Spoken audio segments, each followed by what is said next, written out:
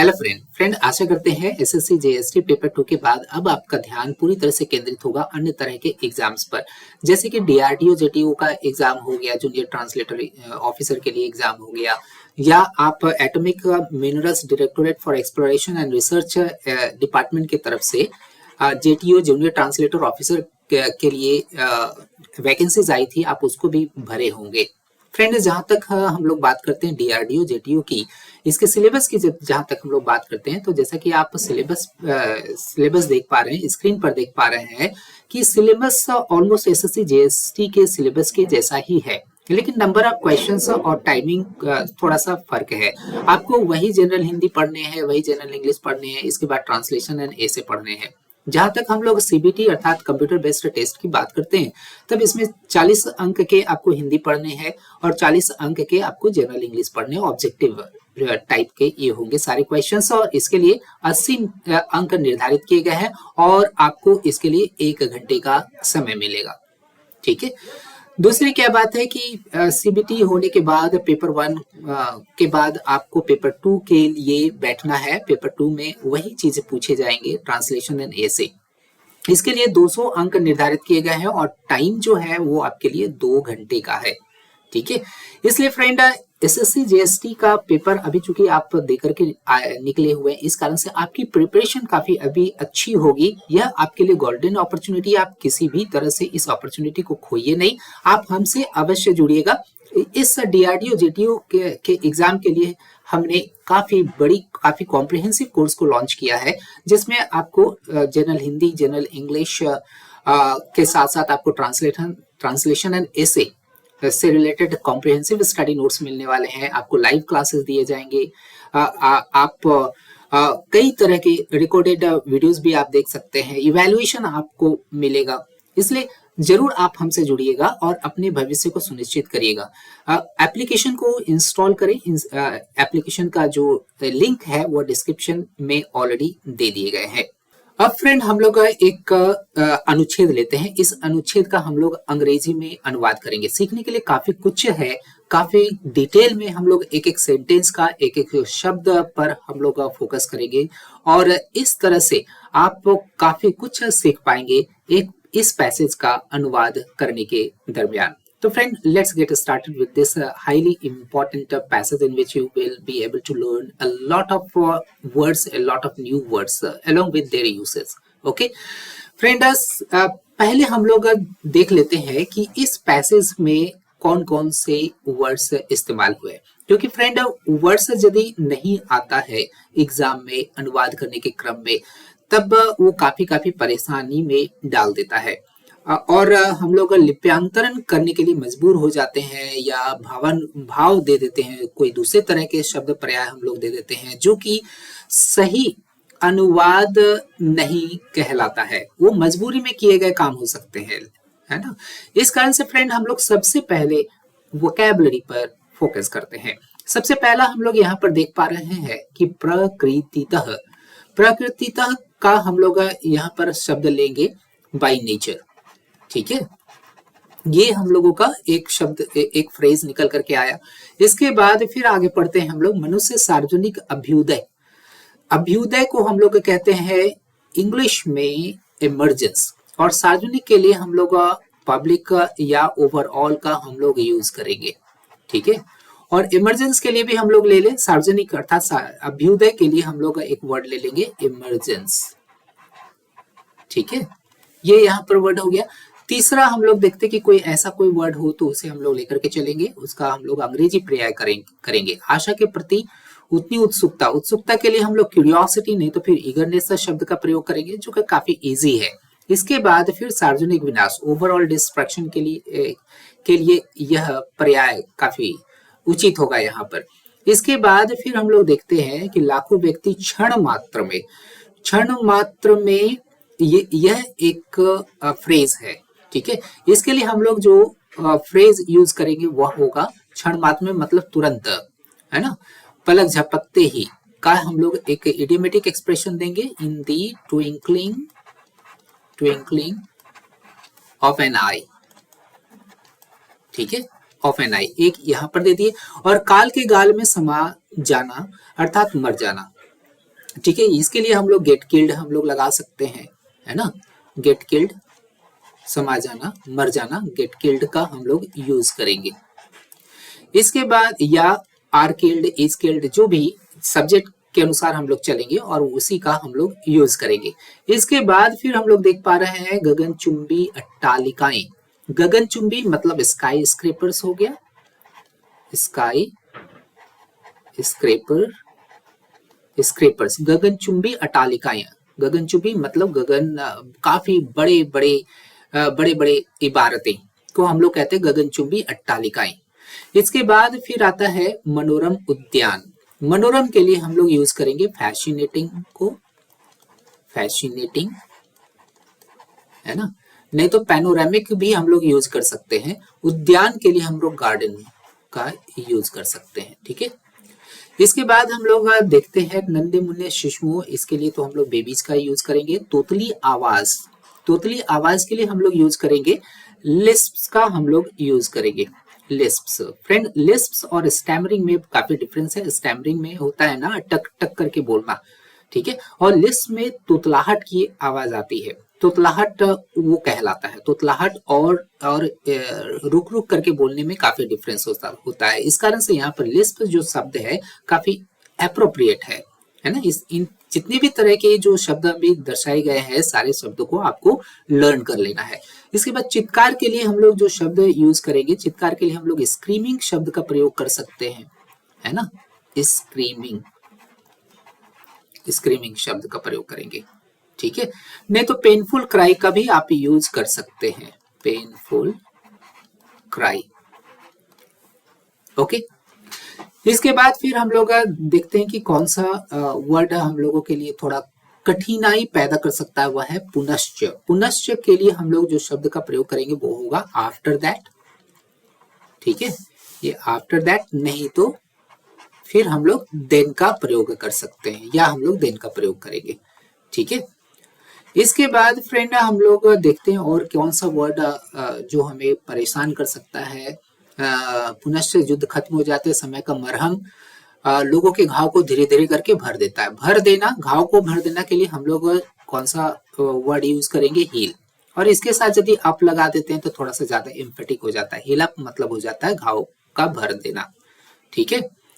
इसके बाद फिर हम लोग देख पा रहे हैं लोग युद्ध की विभीषिका भूलने लगते हैं। युद्ध की विभीषिका, विभीषिका को हम लोग कहते हैं हॉरर्स, और इस तरह से क्या हो जाएगा, हॉरर्स ऑफ द वॉर, है ना। यहाँ पर विभीषिका के लिए हम लोग हॉरर शब्द का प्रयोग करेंगे। इसके बाद डॉक्टर आइजर एसिमोव का कथन ध्यातव्य, ध्यातव्य है कहने का मतलब कि वर्थ कोटिंग या वर्थ नोटिंग, इसका हम लोग ट्रांसलेशन करेंगे। वर्थ नोटिंग आप लगाइए, नहीं तो वर्थ कोटिंग, कोटिंग शब्द का आप प्रयोग करेंगे, ठीक है।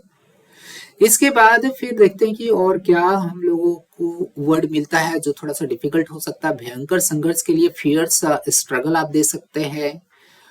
विरुद्ध संघर्ष करना पड़ रहा है लेकिन मुझे भय है कि इसमें विजयी नहीं हो सकते, विजयी के लिए हम लोग विन शब्द का प्रयोग करेंगे। यांत्रिकी प्राणी, यांत्रिक प्राणी मतलब मशीन लाइक क्रिएचर, इसके लिए हम यूज करेंगे। और दुर्निवार, दुर्निवार के लिए हम लोग यूज करेंगे अनफॉर्चुनेट का, ठीक है, अनफॉर्चुनेट मतलब दुर्भाग्य, दुर्भाग्य वाली बात को हम लोग कहते हैं दुर्निवार। इसके बाद कितनी परिताप की बात है, परिताप मतलब रिग्रेट, परिताप के लिए हम लोग कौन सा शब्द इस्तेमाल करेंगे, रिग्रेट शब्द का प्रयोग करेंगे। इसके बाद अविकसित मस्तिष्क के लिए हम लोग प्रयोग करेंगे अंडर डेवलप्ड ब्रेन, हम विनाश के पथ पर इतनी दूर तक बढ़ गए हैं। युद्धों के इतिहास का एक विहंगम अवलोकन, एक विहंग का मतलब आप जानते हैं पक्षी होता है, और विहंगम अवलोकन के लिए हम लोग अ बर्ड्स आई व्यू लगाते हैं, ठीक है। इसके बाद युक्ति संगत, ये संगत है, युक्ति संगत के लिए हम लोग प्रयोग करेंगे लॉजिकल, ठीक है, लॉजिकल। इसके बाद फिर यहाँ पर हम लोग देख पा रहे हैं कि कौन सा वर्ड डिफिकल्ट होगा हम लोगों के लिए। भारतीय युद्धों के इतिहास में सबसे भयंकर युद्ध महाभारत का है। सबसे भयंकर के लिए हम लोग फियरसेस्ट शब्द का प्रयोग कर सकते हैं, मोस्ट हॉरिबल शब्द का प्रयोग कर सकते हैं सबसे भयंकर के लिए, ठीक है। इसके बाद फिर देख रहे हैं क्या आ रहा है, जिसमें करीब 25 अक्षौहिणी सेना। फ्रेंड, पुराने जमाने में एक ऐसी सेना जिसमें 1 लाख से भी ज्यादा सैनिक रहे, उस और हजारों हजार हाथी घोड़े इस तरह से रहे, तब उस सेना को, उस विशाल सेना को हम लोग कहते हैं अक्षौहिणी सेना। ठीक है, अक्षौहिणी सेना को हम लोग अक्षौहिणी सेना ही कहेंगे, इसका सिर्फ हम लोग लिप्यांतरण कर देंगे, क्योंकि इसके लिए अंग्रेजी में कोई भी शब्द पर्याय नहीं है ना। तो फ्रेंड, इस तरह से हम लोग कई सारे शब्दों को हम लोगों ने यहाँ पर किया। सारे तरह के शब्द काफी इंपॉर्टेंट है, सारे तरह के शब्द को आपको क्या करना है, नोट कर लेना है और उसको लर्न कर लेना है, ताकि जब एग्जाम आवे तब आपको ऐसा ना लगे कि जो वर्ड्स उसमें आए हुए थे वो काफी अनफैमिलियर थे आपके लिए। अब फ्रेंड, एक एक सेंटेंस को हम लोग लेते हैं और एक एक सेंटेंस का हम लोग अनुवाद भी करना प्रारंभ कर देते हैं। सबसे पहला सेंटेंस क्या, और हाँ फ्रेंड, आगे बढ़ने से पहले मैं आपको बता दूं कि किसी भी तरह के सेंटेंस का अनुवाद करने के लिए, हिंदी से अंग्रेजी अनुवाद करने के लिए एक विशेष तरह का मैंने अपने लगभग हर एक तरह के वीडियो लेक्चर में बताया था कि क्या एक कॉमन स्ट्रक्चर होता है। अगर हिंदी से अंग्रेजी कर रहे हैं तब फिर आपको अंग्रेजी का जो स्ट्रक्चर है, कॉमन स्ट्रक्चर है, वह है सब्जेक्ट के बाद आपको वर्ब लगाना पड़ेगा, वर्ब के बाद आपको ऑब्जेक्ट लगाना पड़ेगा, ऑब्जेक्ट के बाद फिर आपको क्या लगाना पड़ेगा, इसके बाद फिर आपको एडवर्ब्स लगाना पड़ेगा, जो कि कई सारी किताबों में, ग्रामर की किताब में, ट्रांसलेशन की किताब में उसको अदर वर्ड्स के रूप में उसे डाला जाता है। अदर वर्ड्स में दरअसल वो एडवर्ब्स है। और किस तरह के आपके एडवर्ब्स है, एडवर्ब ऑफ मैनर है, एडवर्ब ऑफ प्लेस है, एडवर्ब ऑफ टाइम है और एडवर्ब ऑफ रीजन है। ठीक है, इस तरह के शब्दों का आप, इस तरह के कंपोनेंट्स का आपको प्रयोग करना है जब आप हिंदी से अंग्रेजी अनुवाद कर रहे हैं। यह बहुत ही जरूरी आपके लिए हो जाता है कि हिंदी सेंटेंस में सब्जेक्ट को फाइंड आउट करना, वर्ब को फाइंड आउट करना, ऑब्जेक्ट को फाइंड आउट करना, एडवर्ब ऑफ मैनर है तो उसको फाइंड आउट करना। इस तरह से सारे तरह के कंपोनेंट्स की पहचान यदि आप कर लेते हैं, तब आप इस स्ट्रक्चर में उसे रख देते हैं, तब आपका सेंटेंस ग्रामेटिकली सही हो जाता है और फिर आपको किसी भी तरह का कोई प्रॉब्लम नहीं होता है। अब फ्रेंड, क्या करते हैं कि देखते हैं, सबसे पहले क्या है ना, जो बेस जो होता है वह होता है वर्ब को खोजना। यही बेस कंपोनेंट होता है, इसलिए इस वर्ब को सबसे पहले खोजिए। इसके बाद इससे कौन से प्रश्न करेंगे तो सब्जेक्ट निकल करके आ जाएगा। फिर सब्जेक्ट और ऑब्जेक्ट को लेकर के आप क्या से प्रश्न करिए तो ऑब्जेक्ट निकल करके आ जाएगा। फिर कैसे, कहाँ, कब, क्यों का जवाब खोजिए और सारे का, किसी का भी जवाब मिल जाता है तो बस इन तीनों के बाद उसे आप रखिए। इस तरह से आपका ट्रांसलेशन काफी इस तरह से आसान हो जाता है। अब फ्रेंड, देखते हैं इस सेंटेंस को हम लोग पढ़ने का पूरा प्रयास करते हैं। प्रकृतितः, तो प्रकृतितः के लिए हम लोगों ने क्या किया कि ये चूंकि एडवर्ब है, इसे हम लोग बाय नेचर, है ना, नेचर का प्रयोग करेंगे। मनुष्य सार्वजनिक अभ्युदय की आशा के प्रति उतनी उत्सुकता व्यक्त नहीं करता है जितनी कि सार्वजनिक विनाश के प्रति, विनाश के प्रति। देखिएगा, यहाँ पर सेंटेंस खत्म हो रहा है। यहाँ पर एक बात गौरतलब है कि उतनी उत्सुकता जितनी के लिए आपको एक स्ट्रक्चर लेने होंगे। यह एक स्ट्रक्चर बेस्ड ट्रांसलेशन है। उतनी के लिए सो और जितनी के लिए एज, या उतनी के लिए जितनी के लिए हम लोग लगाएंगे एज, नहीं तो सो एज लगाएंगे। क्योंकि सेंटेंस थोड़ा नेगेटिव है, उतनी नहीं, नेगेटिव आ रहा है, नहीं शब्द का प्रयोग हुआ है, इसलिए हम लोग सो एज का प्रयोग करेंगे। इस बात को ध्यान में रखने के बाद अब हम लोग क्या करते हैं कि वर्ब को खोजते हैं। यहाँ पर वर्ब देख पा रहे हैं, व्यक्त करता है। व्यक्त करता है का ट्रांसलेशन हम लोग क्या करेंगे, एक्सप्रेस। व्यक्त करता है, कौन व्यक्त करता है, मनुष्य व्यक्त करता है ना। यह है ना, कौन प्रश्न से क्या निकल करके आ रहा है, मनुष्य आ रहा है। तो यहाँ पर हम लोग सब्जेक्ट सबसे पहले मैन रखेंगे, है ना। इसके बाद क्या, वर्ब को रखना है, तो मैन चूंकि सिंगुलर है, इसके बाद फिर हम लोग एक्सप्रेसेस शब्द का प्रयोग करेंगे। ठीक है, और चूंकि व्यक्त नहीं करता है, इस कारण से हम लोगों को क्या करना पड़ेगा, डज नॉट एक्सप्रेस शब्द का यहाँ पर प्रयोग करेंगे। ठीक है, इसलिए उसे हम लोगों को हटाना है ना। काफी डिटेल में मैं चर्चा कर रहा हूँ, आप कृपया करके काफी ध्यानपूर्वक एक एक चीज पर फोकस करते हुए आगे बढ़िएगा। By nature man does not express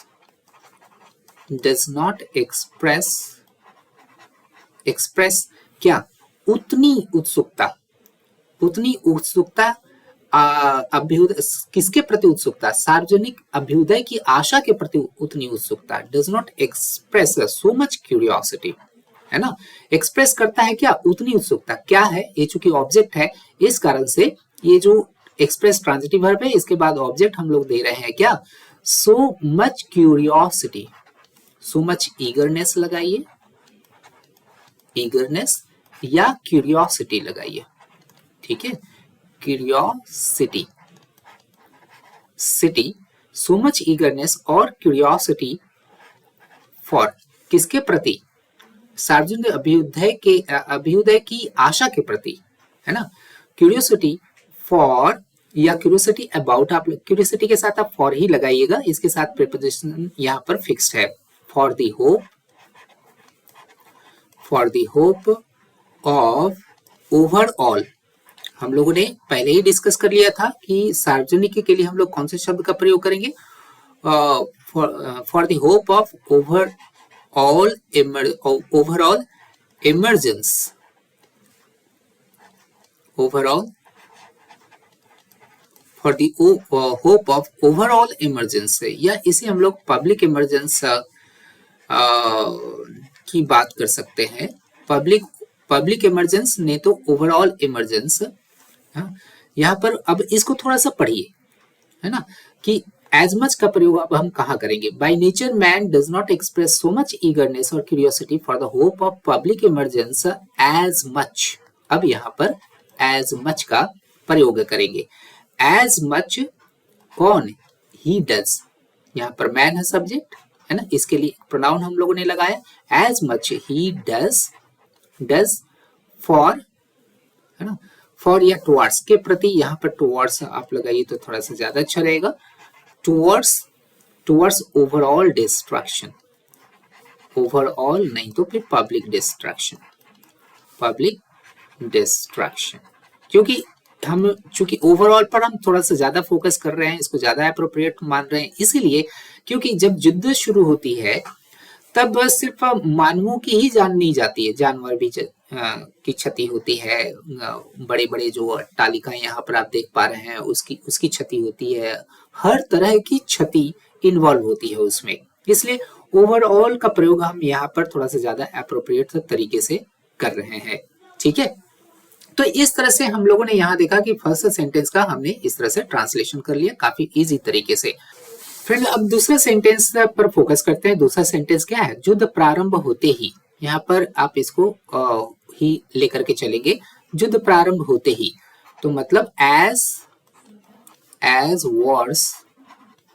Wars start या बिगिन, ठीक है, स्टार्ट या बिगिन ऐसे लगाएंगे। युद्ध प्रारंभ होते ही लाखों व्यक्ति क्षण मात्र में काल के गाल में समा जाते हैं, काल के गाल में समा जाते हैं मतलब गेट किल्ड, है ना, खुद मरते नहीं है, वे मारे जाते हैं, तो गेट किल्ड यहाँ पर लगाएंगे, ठीक है।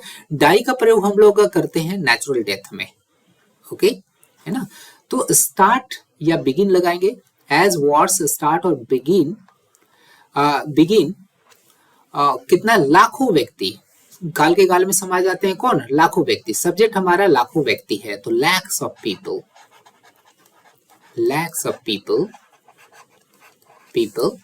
गेट किल्ड, ठीक है, गेट किल्ड क्षण मात्र में के लिए हम लोग क्या कौन सा इडियोमेटिक एक्सप्रेशन का यूज करेंगे, हम लोगों ने ऑलरेडी लिया था, get killed in the twinkling of an eye, in the twinkling of an eye, ठीक है, इस तरह से हुआ। फिर देखिएगा कॉमा है, अभी यहाँ पर सेंटेंस खत्म नहीं होता है, एक कॉमा दीजिए, नहीं तो फिर आप सेमीकोलन दीजिए। गगनचुंबी अट्टालिकाएं मनोरम उद्यान धाराशायी हो जाते हैं, है ना, गगनचुंबी अट्टालिकाएं के लिए हम लोग कौन से शब्द का प्रयोग किए हुए थे? Sky scrapers, sky scrapers, scrapers and यहाँ पर देखिएगा एंड नहीं लगा हुआ है, लेकिन अंग्रेजी में आपको एंड लगाने की आवश्यकता होगी, यानी कि कॉमा देकर के ही आप आगे बढ़ जाए। ठीक है, मनोरम उद्यान धराशायी हो जाते हैं। मनोरम उद्यान के लिए हम लोग कौन सा क्या यूज करेंगे, कौन सा शब्द का यूज करेंगे? फैसिनेटिंग, मनोरम, फैसिनेटिंग, नहीं तो पैनोरेमिक, पैनोरेमिक क्या है यहाँ पर? उद्यान है, उद्यान के लिए गार्डन शब्द का यूज करिए। ठीक है, पैनोरेमिक गार्डन्स धराशायी हो जाते हैं, गेट डिस्ट्रॉयड, है ना, गेट डिस्ट्रॉयड। ठीक है, इस तरह से आपका इसका भी ट्रांसलेशन बन गया, है ना। गेट डिस्ट्रॉयड मतलब हो जाना, बर्बाद हो जाना, खुद हो जाता है तब हम लोग उस गेट लगाते हैं, गेट के बाद हम लोग वर्ब का थर्ड फॉर्म लगाते हैं। ठीक है, यहां तक हो गया क्लियर। अब हम लोग जो है सो तीसरे सेंटेंस पर फोकस करते हैं। तीसरा सेंटेंस क्या है हम लोगों का? नन्हे मुन्ने बच्चे। ठीक है, नन्हे मुन्ने बच्चे या शिशुओं की तोतली आवाज चित्कार का रूप धारण कर लेती है। रूप धारण कर लेती है मतलब टर्न, है ना। कौन धारण कर लेती है? तोतली आवाज, किसकी? नन्हे मुन्ने शिशुओं की तोतली आवाज। ये पूरा का पूरा यहां से यहां तक सब्जेक्ट हो गया। तब यहां पर कहेंगे कि दी लिस्प्स, हम लोग तोतली आवाज के लिए यूज किए हुए थे। लिस्प्स वर्ड का, स्टैमरी शब्द का आप प्रयोग ना करें, वो ज्यादा यहाँ पर एप्रोप्रिएट नहीं होगा। द लिस्प्स ऑफ बेबीज, ये हो गया सब्जेक्ट हम लोगों का, है ना। इसके बाद फिर हमें वर्ब देना है। टर्न, द लिस्प्स ऑफ बेबीज धारण कर लेती है, तो टर्न, टर्न इनटू क्या? चित्कार, चित्कार में बदल जाती है। The list of babies turn into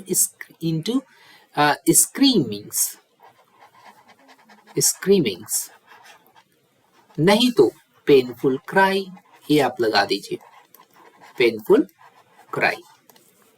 ठीक है, ये हो गया यहाँ पर। इसके बाद फिर नेक्स्ट जो सेंटेंस हम लोगों का है वो है कि पुनश्च युद्ध खत्म हो जाते हैं। पुनश्च मतलब देन, नहीं तो फिर आफ्टर दैट, आफ्टर दैट, नहीं तो आप देन लगाइए, then the war, then the war ends. ठीक है, एंड्स लगाइए, दी वॉर एंड्स लगाइए, नहीं तो फिर लास्ट आप लगाइए, नहीं तो आप दी वॉर इज ओवर लगाइए। ठीक है, युद्ध खत्म हो जाता है। इसके बाद फिर फ्रेंड सेंटेंस कौन सा है? सेंटेंस है समय का मरहम। चूंकि मेटाफोरिकल यूज है, आप इसको कुछ उसी तरह से ही आप एक्सप्रेस कर सकते हैं, समय का मरहम, है ना। तब कहेंगे कि टाइम, सीधा सीधी मरहम है तो द ऑइंटमेंट ऑफ टाइम थोड़ा सा अच्छा नहीं लगता, सीधा सीधी टाइम हील्स, ऐसे आप कहिएगा तो थोड़ा सा ज्यादा अच्छा रहेगा, है ना। तो समय का मरहम, तो सीधा सीधी हम लोग यहाँ पर टाइम लगाएंगे, time heals up, heels up, समय भर देते हैं घावों को, है ना। टाइम हील्स अप क्या? लोगों के घावों को धीरे धीरे भर देते हैं। Time heals up the wounds of people, the wounds of people, कैसे भर देते हैं? एडवर्ब ऑफ रीजन है, wounds of people, people slowly, धीरे धीरे। तो इस तरह से इसका भी ट्रांसलेशन हो गया, है ना। फिर आगे देखिए, लोग युद्ध की विभीषिका भूलने लगते हैं, है ना। भूलने लगते हैं के लिए हम लोग यहाँ पर स्टार्ट शब्द का प्रयोग करेंगे, नहीं तो बिगिन शब्द का हम लोग प्रयोग करेंगे। भूलने लगते हैं कौन? लोग भूलने लगते हैं। क्या भूलने लगते हैं? युद्ध की विभीषिका। तो यहाँ पर हम लोग देख पा रहे हैं सब्जेक्ट है, वर्ब है, इसके बाद ऑब्जेक्ट है, काफी स्पष्ट रूप से यहाँ पर दिख रहा है। तो सबसे पहले यहाँ पर देखिए, फिर पीपल लगाएंगे कि पीपल स्टार्ट फॉरगेटिंग, है ना। जेरेंट का एक यूज करेंगे, स्टार्ट फॉरगेटिंग। क्या भूलना शुरू कर देते हैं? युद्ध की विभीषिका, यहाँ पर हॉरर्स, हॉरर्स ऑफ क्या, हॉरर्स ऑफ द वॉर, ठीक है, the horrors of the war. इस तरह से इसका आपका बहुत ही आसान तरीके से इसका ट्रांसलेशन हो गया। अब आगे देखिएगा, डॉक्टर आइजर एसिमोव का कथन ध्यातव्य है ना, ध्यातव्य है। आगे देखते हैं, ध्यातव्य के लिए मैंने कौन सा शब्द का प्रयोग करने के लिए कहा था, आपको कहा था कि वर्थ नोटिंग नहीं तो वर्थ कोटिंग शब्द का आपको प्रयोग करना है, ठीक है। यहाँ पर कहेंगे कि डॉक्टर आइजर्स, ध्यातव्य है का कथन डॉक्टर आइजर एसिमोव, यहाँ पर आप लगाएंगे doctor Isaac Asimov, Asimov's statement is, ध्यातव्य के लिए is worth quoting, is worth quoting नहीं तो वर्थ नोटिंग, वर्थ नोटिंग, है ना। इसके बाद फिर आप एक हाइफन दीजिए जैसा कि यहाँ पर दिया गया है। इसके बाद फिर यहाँ पर डायरेक्ट स्पीच में आपको जिस तरह से यहाँ पर दिख रहा है उसी तरह से आपको यहाँ पर इन्वर्टेड कॉमर्स देने हैं। क्या यहाँ पर हो रहा है कि मुझे मानव जाति का भविष्य बड़ा ही अंधकारमय दिख रहा है, ठीक है। यहाँ पर दिख रहा है, किसको दिख रहा है, कौन देख रहा है, मैं देख रहा हूं, मुझे, तब कहेंगे कि आई। और चूंकि ये भविष्य की बात कर रहा है इसलिए आप यहाँ पर फॉरसी शब्द का प्रयोग करेंगे। आई फॉरसी दी, मुझे दिख रहा है, क्या दिख रहा है, दिख रहा है मुझे मानव जाति का भविष्य, मुझे दिख रहा है भविष्य, द फ्यूचर ऑफ मानव जाति, फ्यूचर ऑफ मैनकाइंड, है ना। आई फोरसी द फ्यूचर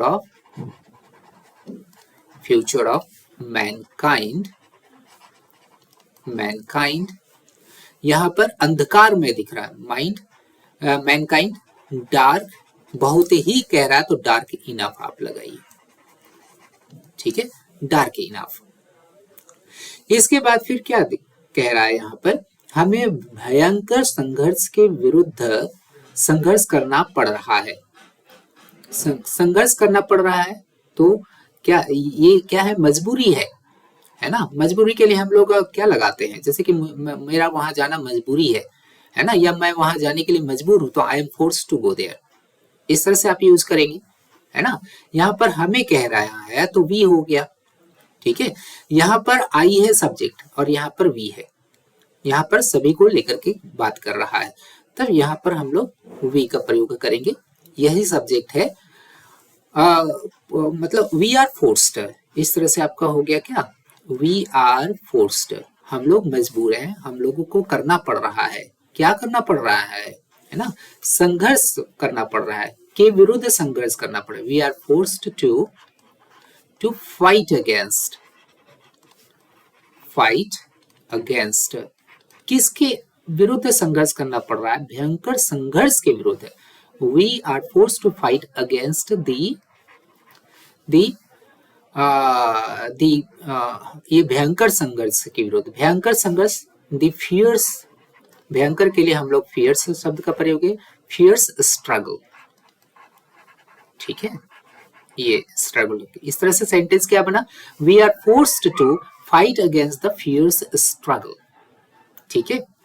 तो इस तरह से हम लोग यहां तक ट्रांसलेशन कर लिए। अब हम लोग अन्य ट्रांसलेशन पर फोकस करते हैं।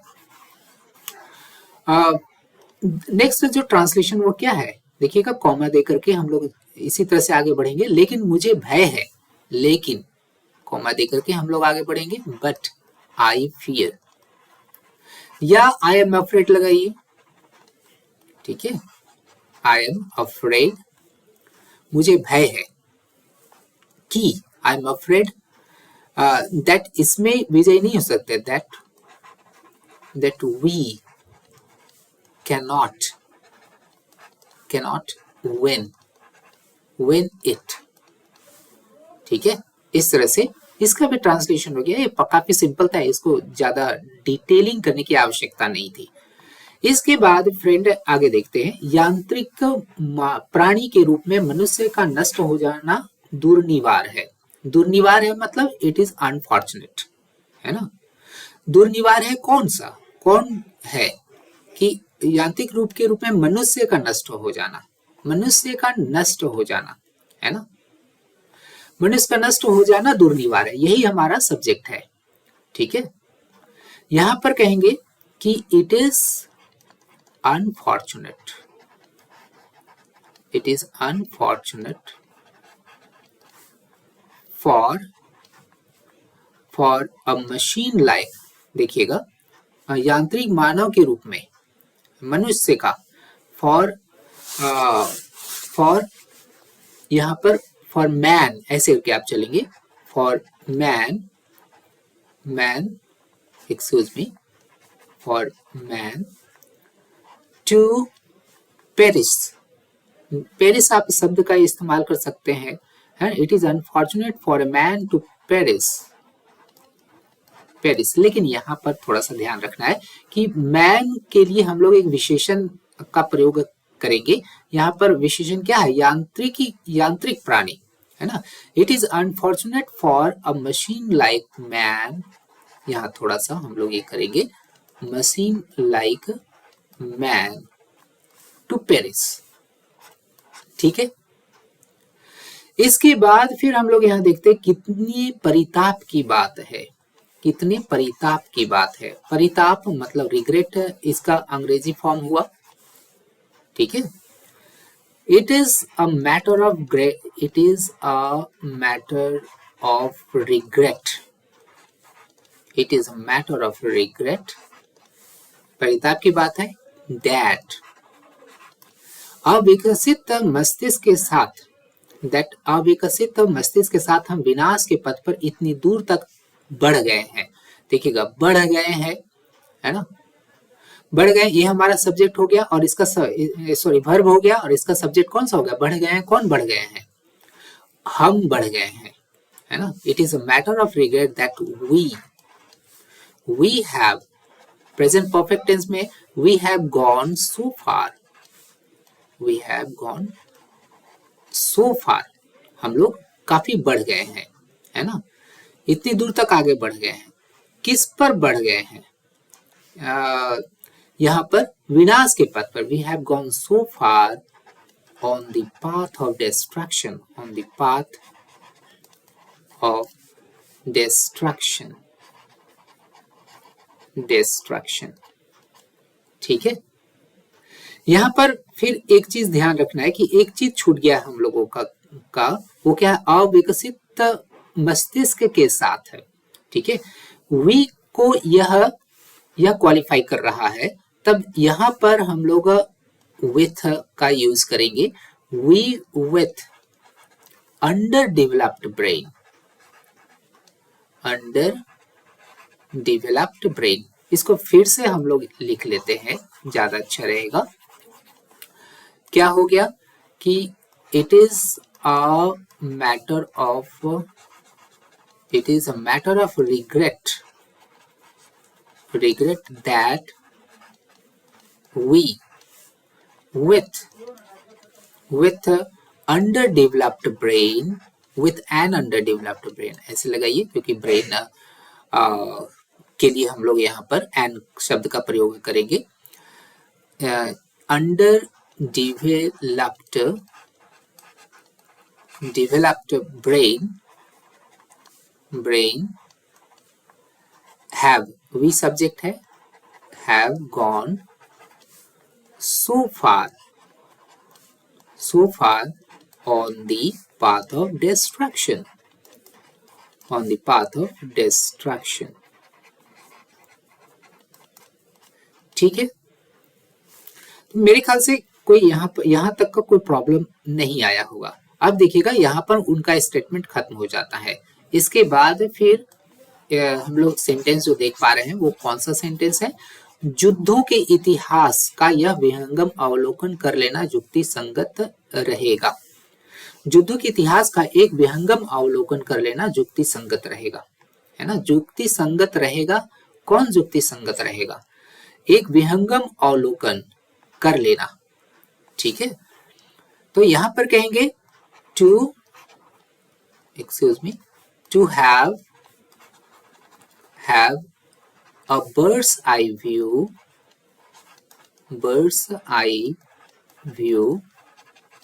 of किसका? युद्धों के इतिहास का। To have a bird's eye view of the history of Wars,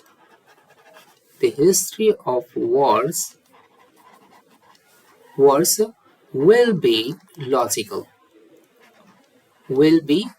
logical, ठीक है, ये यहाँ पर आ गया। युक्ति संगत के लिए लॉजिकल शब्द का प्रयोग यहाँ पर हुआ है।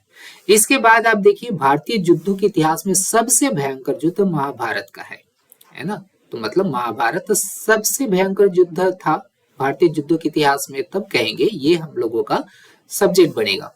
दी महाभारत वॉर, भारत वॉर और दी वॉर ऑफ महाभारत, आप ये भी दे सकते। The Mahabharata war was the fiercest, सबसे भयंकर, फियरसेस्ट सबसे भयंकर के लिए हो गया है, नहीं तो वॉज द मोस्ट हॉरिबल, ये भी आप दे सकते हैं। Was the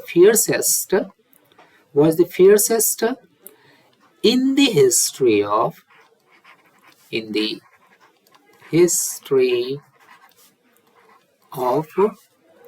wars,